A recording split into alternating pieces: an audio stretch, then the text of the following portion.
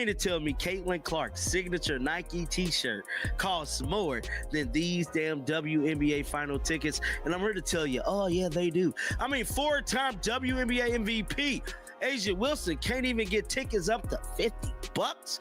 Bro, this is bad. I mean, this is beyond bad. This just tells you the state of this damn league. That's the narrative that took over the internet, the WNBA, in its biggest moment, becoming a national laughingstock.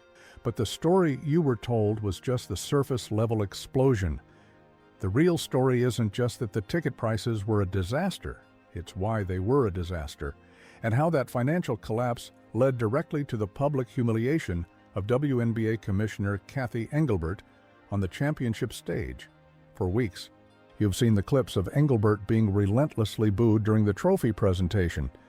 But what the mainstream media won't tell you is that this wasn't some random outburst of fan frustration. It was a verdict. It was the public reaction to a financial disaster that was exposed, not by a whistleblower, but by what is essentially a publicly leaked report, the shocking real-time ticket data for the WNBA Finals. Today, we're going to connect the dots between that leaked financial data, the empty seats, and the fan rebellion that boiled over on national television. We'll expose how the league's own strategic decisions led to this predictable catastrophe and what this spectacular failure means for the future of every player in the league. This is the kind of deep dive investigation our community of narrative analysts lives for. So if you believe in getting the story behind the story, do me a favor and smash that like button right now. It's a small click for you, but it's a massive signal for us that you want more of this kind of analysis. Okay, let's get into it.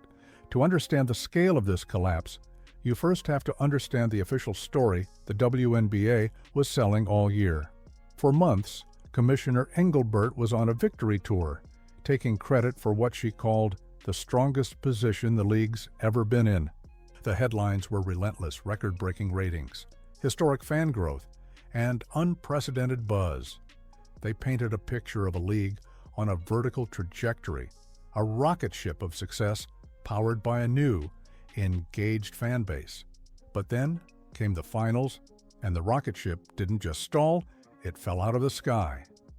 The leaked report, the publicly available ticket prices on sites like TickPick and USA Today, told a completely different story. It wasn't a story of record demand, it was a story of market collapse. Verified reports confirmed get-in prices were shockingly low.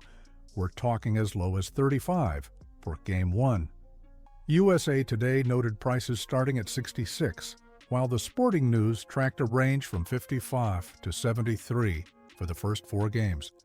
Let's be perfectly clear, these aren't nosebleed seats for a preseason game. This is the championship. For the league to struggle to sell tickets for more than the price of a burger is an absolute PR disaster. It was a public audit of the league's health, and the numbers were screaming that the business was sick. So, where did all that record growth and historic fan interest go? That question is the heart of this entire financial disaster, and the answer is simple: it went home. The league didn't just have a good year, it had the Caitlin Clark effect. Now, we know the controversy that led up to this game is pretty much attached to Caitlin's name. That is the Las Vegas Aces actually knocking off Caitlin Clark and the Indiana Fever. Well, Caitlin did not play, but we know the referees kind of had a hand in that, we should say, with kind of making sure the Las Vegas Aces was pushed to making it to the final. The financial collapse of the finals wasn't a league-wide problem. It was a Clark-sized hole in their revenue. Let's do the audit right now. The competitor video you all saw wasn't wrong when it pointed out the massive price difference. During the regular season, when the Indiana Fever, led by Caitlin Clark, played the Las Vegas Aces, courtside seats were going for $2,000 a pop. Tickets vanished within hours, and you couldn't find a resale for under $200 during her peak. That is what genuine market-driving demand looks like. It's organic, it's explosive, and it's fueled by a singular, must-see attraction. Now compare that to the WNBA Finals, the league's supposed crown jewel event. The leaked report of ticket prices shows a complete inversion. You could get into the building for as little as $35. The get-in prices were so low that a signature Caitlin Clark Nike t-shirt was more expensive than a ticket to the championship. This isn't just an interesting statistic, it is the smoking gun. It proves, beyond a shadow of a doubt, that the WNBA's unprecedented success in 2025 wasn't some organic, league-wide phenomenon. It was the Caitlin Clark phenomenon. She was the show. She sold the jerseys, she drove the viewership, and she put fans in the seats. The moment she was out of the picture, the new audience, the audience responsible for all those record-breaking numbers, vanished, and with them, the league's ticket revenue fell off a cliff. The empty seats weren't a sign of a bad matchup.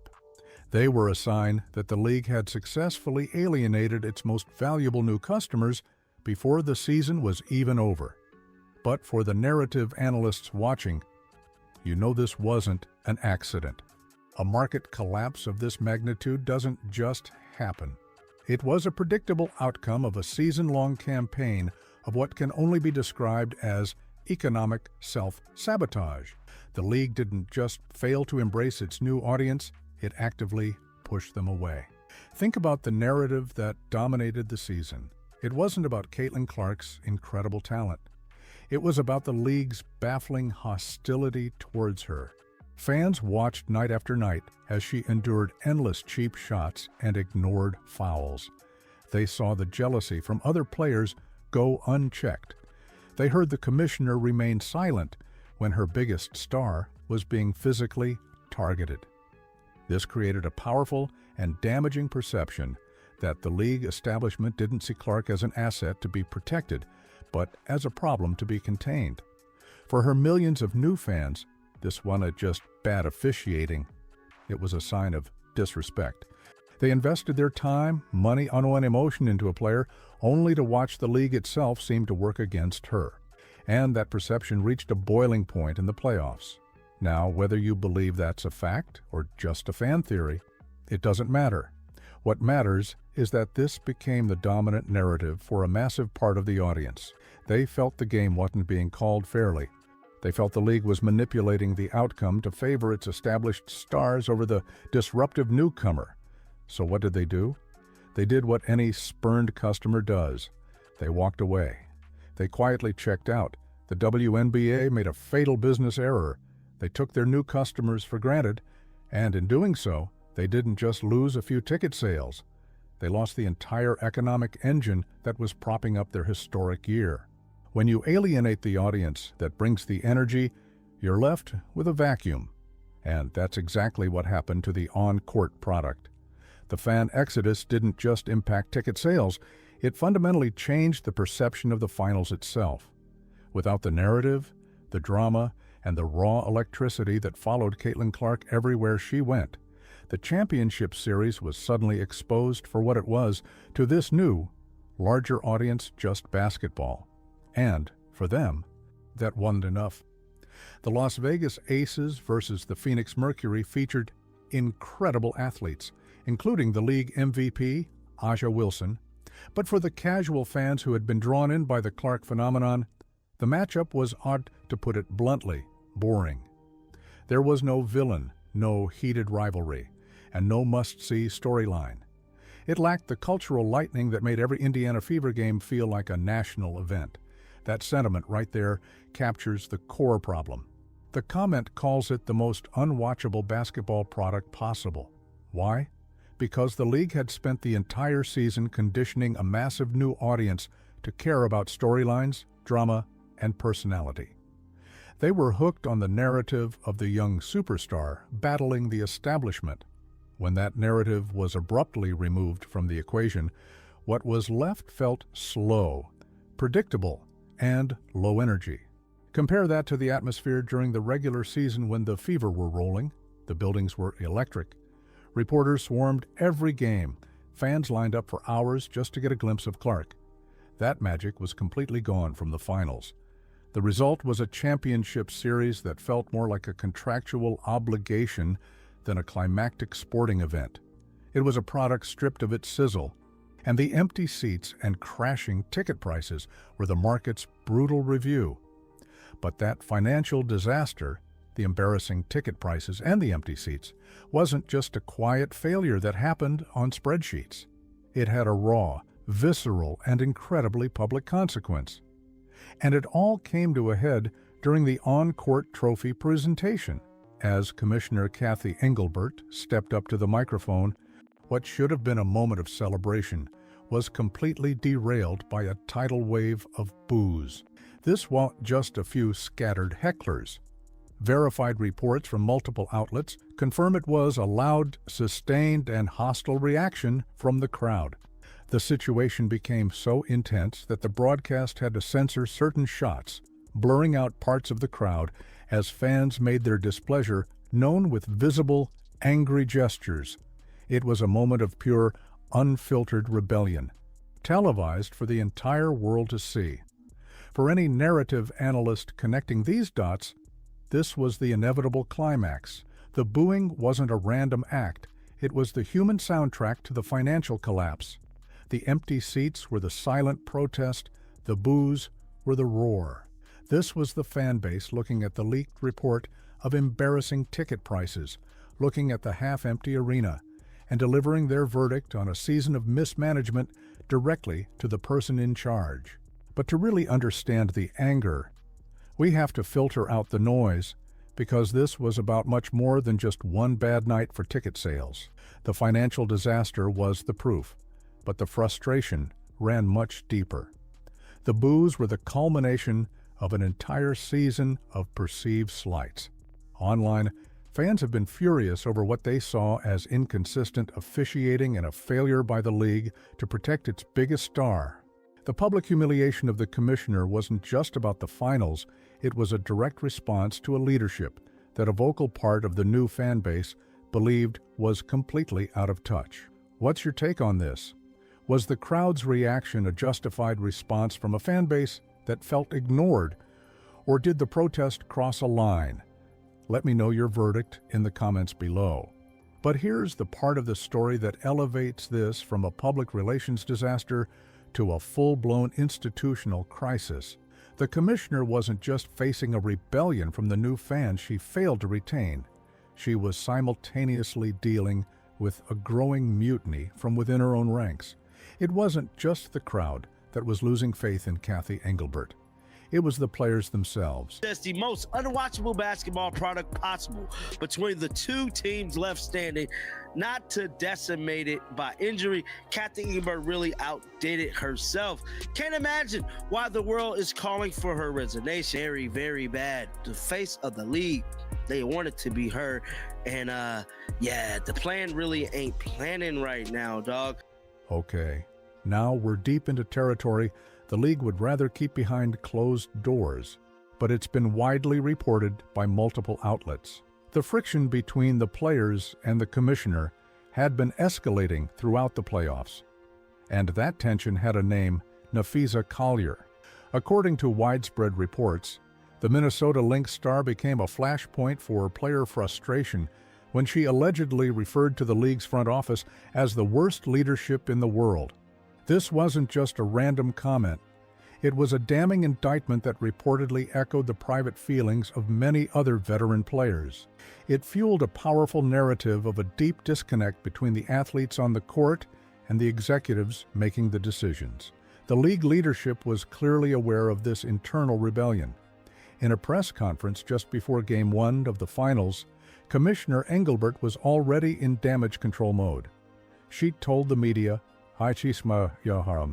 if players in the WNBA feel unappreciated and undervalued, then we must improve, and I must improve. No one should ever doubt my profound commitment to this league, this game, and every single player.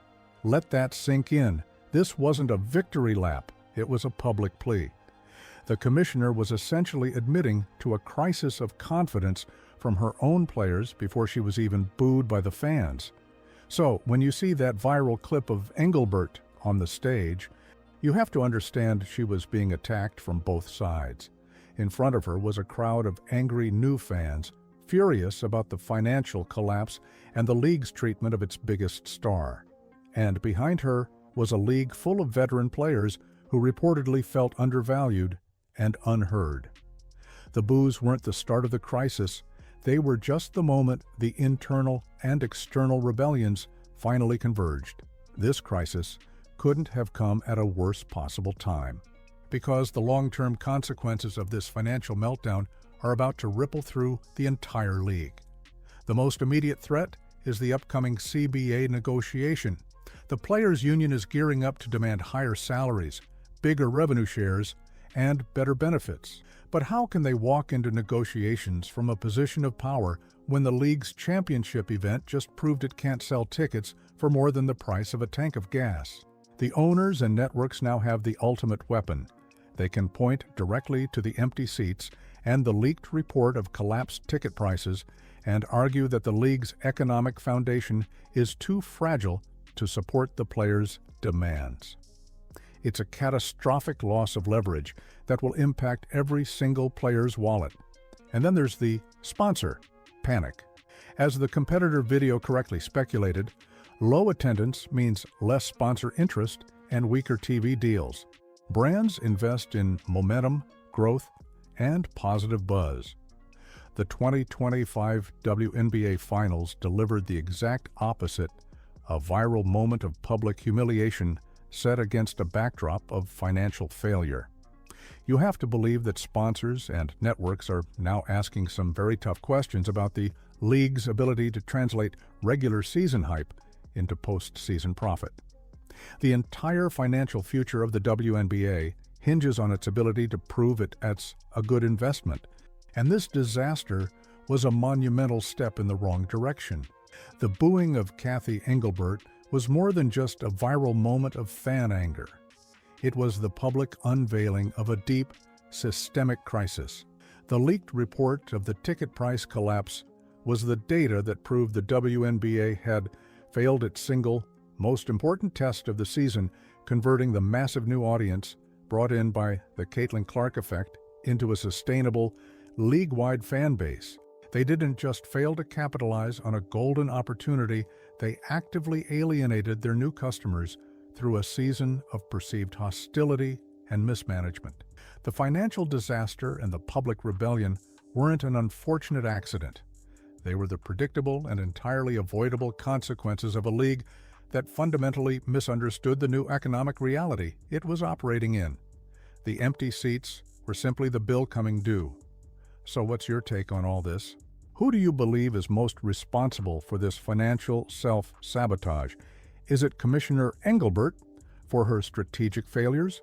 Or is it a deeper cultural issue within the league that resisted its own biggest star? Let us know your detailed theory in the comments section below. This story is far from over, especially with the CBA negotiations looming. We'll be tracking every development. If you believe the real story is never the official one, make sure you subscribe to the channel and ring that notification bell so you don't miss our next investigation. And finally, if you know someone who only saw the headlines about the booing, share this video with them. Every narrative analyst deserves to understand the real financial story that led to that moment.